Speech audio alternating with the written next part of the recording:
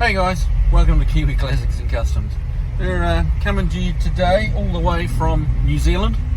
Yeah, I'll take a shot out the front of the car in a minute and you'll see that I'm actually driving on the wrong side of the road, or well, maybe the right side of the road, depends where you come from.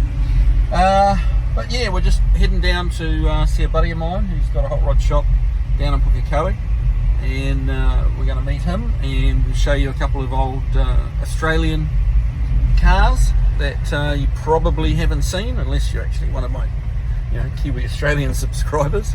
But for all the American guys watching, we've got a little treat for you, a bit of Australian steel, and yeah, we'll jump back on as soon as we get down to Pukekohe, where we're going. See you in a second.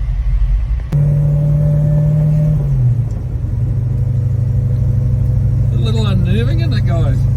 Well, I really got to think about what I'm doing, because this is kind of second nature to me, and after 15 years in the States, it's really not that second nature to me anymore. So yeah, it's a little confusing. So I'm going to put the phone down now and make sure I don't screw it up. Alright, we'll be in Pukekohe shortly. See ya. Okay, so here we are, guys. Cars in Pukekohe, New Zealand. Classic American Restoration Services. Now this is a business, belongs to a friend of mine, Steve Sankey. Really good dude and excellent car builder. He builds some fantastic stuff. So we've been lucky enough to get in here, and he's brought a couple of customers' cars in for us. Now what you're looking at here is a GM product. It's a Holden Premier. It's a 308 V8. No, not a 307, but a 308. And this was kind of your family sedan back in the day. This was a 72, and this is just a real good old survivor. It's kind of got a good story. The guy who owns this particular car belonged to his grandfather, and he built another one which is like a concourse winning one that is done up. There's a silver one, and he built that to like in honour of his granddad's car, and then his granddad passed away, and so now he's got the both of them. He's got the real one and kind of the clone, I guess you could call it. But yeah, four-door sedan. This was your family mover back in the day, and valuable piece of equipment these days. They had a Trimatic transmission, which was unique to the Australian arm of GM, along with the 308 motor, which was not a 307. It's not a small block Chevy. It's their own creation. They also had it in a 253 option, just a smaller one. They're always a little bit more fuel conscious down here because the fuel's so much more expensive. So to give you an idea on the engine, there's a good old small block Chevy 350. And we'll sneak over here. Can we get that open, Steve? That'd be cool.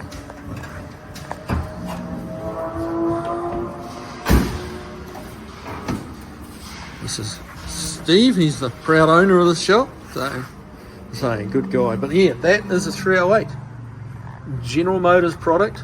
It's a lot wider. It's about probably close to 2 inches wider. There are different angle in the V, and a little bit wider, but when good GM product, there's plenty of room.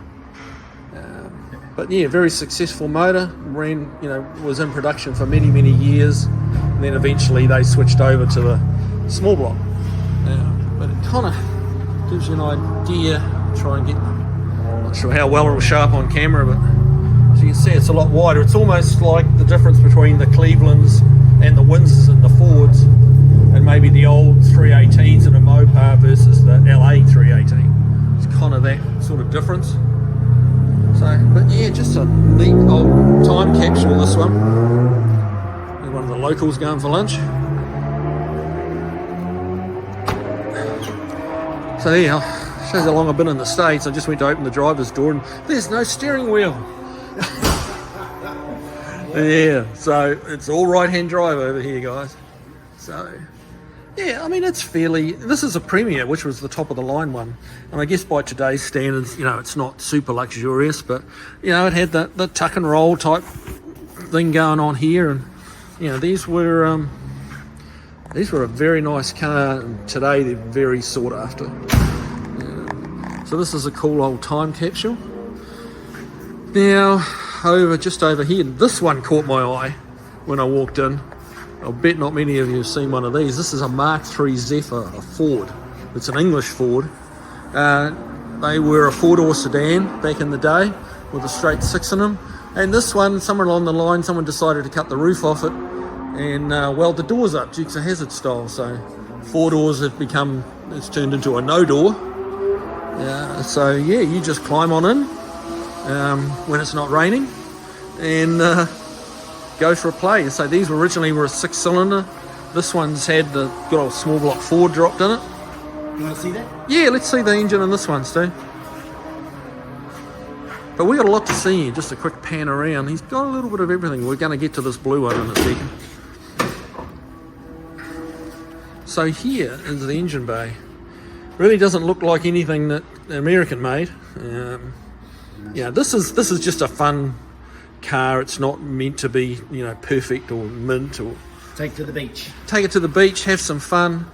Have a little bit of get up and go with just a 302. Was out of a Pinto? Pinto, yep. Yep. American Pinto. So yeah, that's plenty of room for it in there. But yeah, just something really different. These were, gosh, when I was a teenager, the Mark III Zephyr was kind of the one to have. Yeah. Like you were one of the cool kids if you had a Mark III Zephyr. Yes, they're pretty cool with the roof.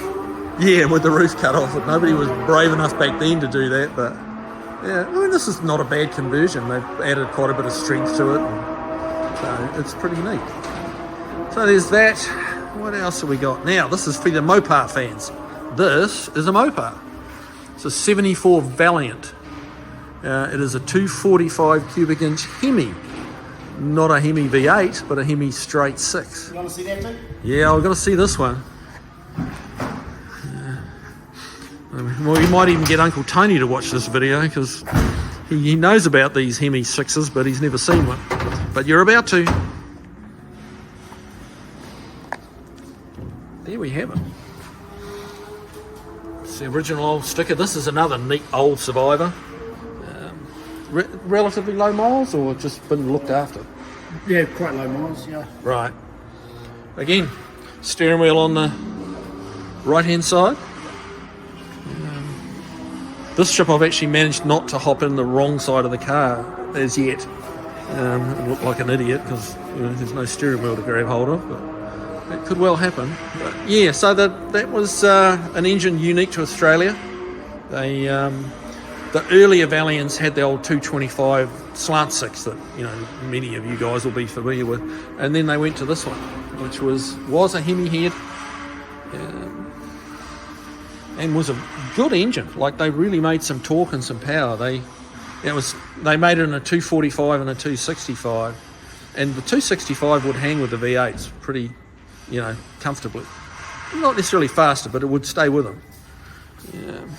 And this is an A-body platform car, so most of you will be familiar with the A-bodies. It's the same torsion bar, suspension, leafs in the rear, but just a completely unique to Australia body style. So yeah, it's again another old time capsule. You can tell the upholstery, the era, that early 70s era, is very similar to the Holden we just looked at. But yeah, column change auto, made for 6-seater. Made for a big Kiwi family, and they were cassette player. Yeah, cassette players still in it. They you don't see those old cassettes anymore. Yeah, but yeah, it's again neat little time capsule. Someone's put nice wheels on it, which is a nice little asset. But other than that, she's bone stock. But yeah, this one was the Regal, which is again the higher spec one of the bunch.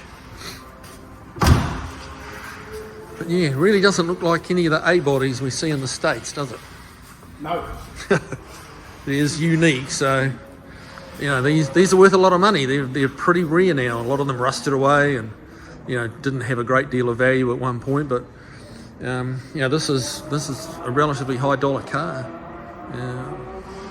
So yeah, All right, well, we're going to wind this video up. We've got a lot to look at, so we're going to do it in a couple of parts for you guys.